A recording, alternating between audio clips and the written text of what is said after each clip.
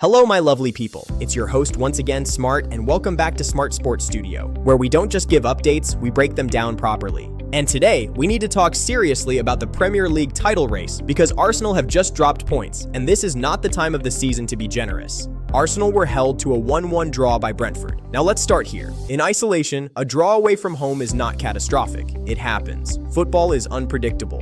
But context is everything. And in a title race where Manchester City are sitting right behind you, waiting for you to blink, this is not just a draw. This is tension. Let's break down what actually happened. Arsenal started with control. They had the ball. They dictated tempo in phases. Their build-up looked structured. But here's the problem. Control without decisiveness is just decorative football. And at this stage of the season, decoration doesn't win you titles. Precision does. Brentford approached the game intelligently. They didn't try to dominate. They didn't try to outplay Arsenal technically. Instead, they stayed compact, disciplined, and patient. They waited for Arsenal to lose concentration in small moments. And when you allow mid-table teams to stay alive deep into matches, you invite belief.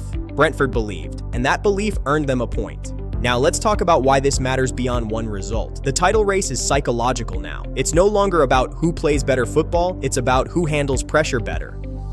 When the gap shrinks from 6 points to 3, the entire emotional landscape changes. 6 points feels safe, 3 points feels hunted. And let's be honest, Manchester City love this situation. They are experts at chasing. They don't panic, they don't make noise, they just keep winning, quietly, methodically. And when the leader stumbles, they accelerate. This is what makes this Arsenal draw dangerous. It gives City oxygen. Tactically, Arsenal's issue wasn't creativity, it was killer instinct. The final third lacked urgency. There were moments when one more decisive pass could have turned the game. But instead of killing the match, they managed it. And managing games too early is risky. Brentford's equalizer didn't come from magic. It came from patience meeting opportunity. Now let's talk mentality. Champions have a specific habit. They win games they're not supposed to struggle in. They grind out 1-0 wins. They defend narrow leads like their lives depend on it. They sense when a match is drifting and pull it back into control. Arsenal are improving in many areas, but this is the final step in their evolution. The step from contender to champion. Now let's add another layer, squad management. At this stage of the season, fatigue creeps in. Injuries matter more. Small errors get magnified. And the mental weight of being chased becomes heavier than the physical load of running. Arsenal must manage not just tactics, but psychology.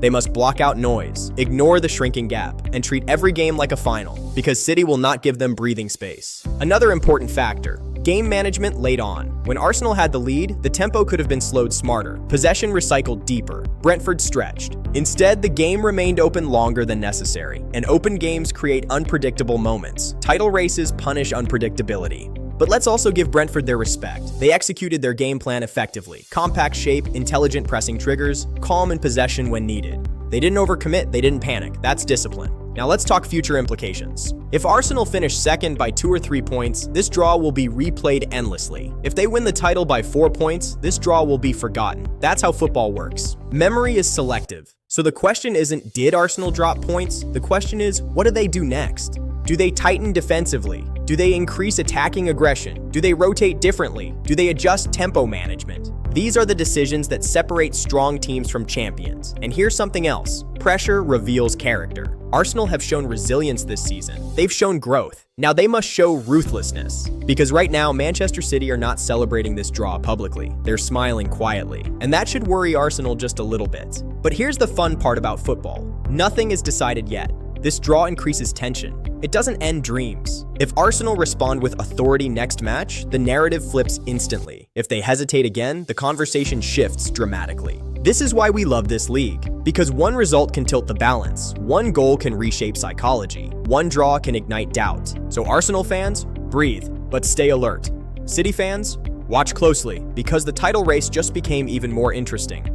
And as always, we'll be right here breaking it down properly. Drop your thoughts in the comments. Is this the beginning of pressure cracking Arsenal, or just a minor bump on the road? Like the video, subscribe to the channel, stay locked in. Because at Smart Sports Studio, we don't just react, we break down. Barcelona were trashed 4-0 by Atletico Madrid in the first leg of the Copa del Rey semi-final. Yes, my lovely people, trashed. I'm not even trying to be dramatic. I'm just respecting the scoreboard. It's your host, Smart, once again, and welcome back to Smart Sports Studio, where we don't just tell you what happened, we tell you why it happened. Because 4-0 is not one bad night. That's a message in capital letters. Now let's set the stage. This was at Atletico's home ground, and they didn't treat it like a semi-final. They treated it like a final audition. No negotiation. This was their night, and Barcelona walked into a storm. The match was basically decided in the first half.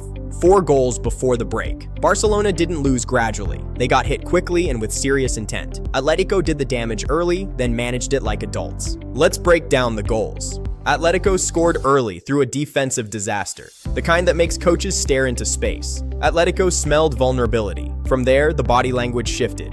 Then Griezmann made it worse. After that, Ademola Lookman added the third, and then Julian Alvarez made it 4 before halftime, finishing like a team that came to collect a trophy, not a handshake. Now let's talk about Julian Alvarez. This was one of those striker nights where the goal doesn't just end a drought, it resets your confidence. Strikers are like Wi-Fi. When the signal is weak, the whole house suffers. The moment Alvarez scored, you could see it. Relief, energy, and that dangerous feeling of, I'm back. When a top forward hits form at the business end of a cup, it changes a team's ceiling. But the bigger tactical story is Lookman. He's added a new flavor, speed with purpose, not just running for vibes, running to break structure. Lookman forces defenders to decide early, and that's when mistakes happen. Atletico didn't just sign a player, they signed a problem for other teams. In this match, he wasn't just present, he was influential. Now flip it to Barcelona. This was one of their poorest performances under Hansi Flick. They looked messy in structure, slow in reaction, and fragile. The margin was intensity, and Atletico won that battle. And then came the moments that made it uglier. A Pau Cubarsí goal was disallowed after a long VAR check. Instead of 4-1 and hope, it stayed 4-0 and a mountain. Flick was visibly frustrated.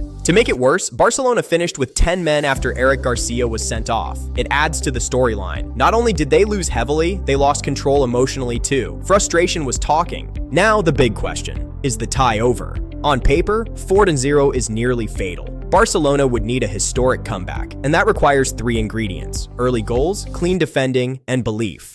But here's the brutal truth. Atletico are built to protect leads. Simeone teams don't panic when they're ahead. They become even more dangerous because they can sit deeper and counter with space. So for Barcelona, the second leg isn't just about tactics, it's about identity. Can they show maturity? Because if Atletico score once in the second leg, the tie becomes a thank you for coming situation. Let's give Atletico the flowers they deserve. They pressed with purpose and attacked with clarity. Most importantly, they looked hungry, the kind of hunger that wins cups. Barcelona's response is the real story. Big clubs get judged on how they react to humiliation. Flick has to fix the structure and restore belief. Atletico must avoid complacency. Football punishes arrogance. All right, my lovely people, that's the shocker. Was this Atletico brilliance, Barcelona collapse, or both? And do you believe Barca can turn it around? Drop your thoughts in the comments. Now, my lovely people, let's switch continents because this one has global ripple effects, and it involves the biggest magnet in modern football attention, Lionel Messi. Messi is doubtful for Inter Miami's MLS season opener.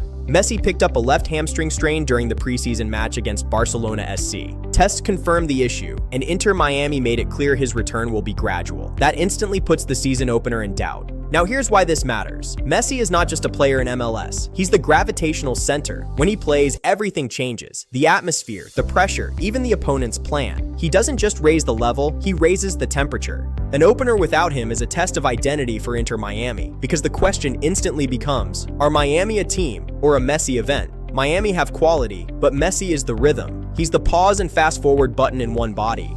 Without him, the team must create differently. They'll need more off-ball movement and more responsibility from the supporting cast. Some players suddenly realize they have to do the hard work themselves. Welcome to adulthood, gentlemen. The timing is key. The MLS season opener is February 21. Rushing a hamstring is how you turn a small problem into a long nightmare. The club won't rush him because recovery is the priority. If Messi misses the opener, Miami's plan must shift. Expect more emphasis on keeping defensive shape and winning midfield duels. When you can't rely on magic, you manufacture chances through patterns. From a league perspective, MLS obviously wants Messi on the pitch. Opening week is about momentum and headlines, but the league is not worth more than Messi's hamstring. The smart play is recovery first, spectacle second. This could be the best thing for Miami's squad chemistry. Why? Because when the superstar is absent, everybody else learns responsibility. The team learns to win without leaning on a single genius. It proves depth. The focus is recovery timelines. Messi's return depends on how quickly he can sprint, turn, and accelerate without discomfort. Until he clears that, Miami will prioritize long-term availability over short-term excitement. If Inter Miami win the opener without Messi, it says they're building something real. If they struggle, it highlights dependency. No team can build an entire season around the health of one player, even if it's Messi. That's the Messi situation. Big and important. Should Miami play it safe or push for the statement match? Drop your thoughts in the comments, like the video, and subscribe for more smart updates. But today's episode is also about trending football news, and we're starting with something that reminds us football is bigger than rivalry. Reports surfaced that Vinicius Jr. reached out personally to Ronald Araujo during a difficult period when the Barcelona defender requested time away to protect his health. Now think about that for a second. These two are fierce rivals. Every time they face each other, it's intensity, speed, physical duels. But off the pitch, respect. That's the real beauty of football. Rivalry stays inside the white lines. Outside of it, players understand the pressure, the criticism, the mental strain. Modern football is ruthless. Social media, global attention, and when one player checks in on another, it sends a powerful message. Competition is healthy, toxicity is not. Fans please to minimize the toxicity. Let's keep the game about the passion and the talent we see on that pitch every week. Drop your thoughts in the comments. Let me know what you think about this incredible gesture and the European action. I'm Smart, and I'll see you in the next breakdown for Smart Sports Studio. Catch you later.